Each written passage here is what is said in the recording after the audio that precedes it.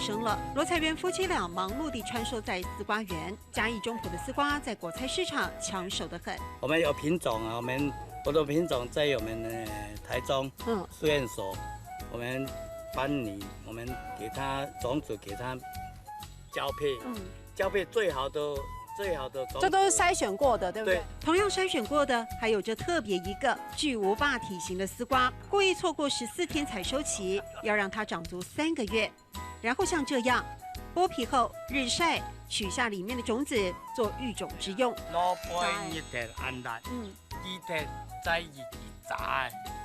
萝卜一条按辣，记得带给仔。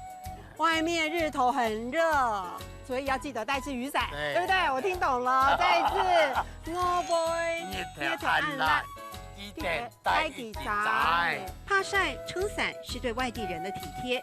而说到美白保养，罗彩媛突然又转回丝瓜园，原来是忘了替太太搜集丝瓜水。70啦，你70多啦？70啦。哦，那你皮肤很好呢。他有时候用丝瓜在水啊，我们喝水蜗牛暗浆。对呀。切断丝瓜藤花1天等待，新鲜的丝瓜水会有满满一袋。以前只拿来自用，现在透过农会辅导萃取研发一系列商品。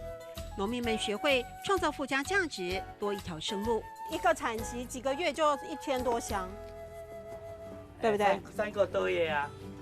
3个多月。对呀。有多少量？差不多这个15公斤的啊。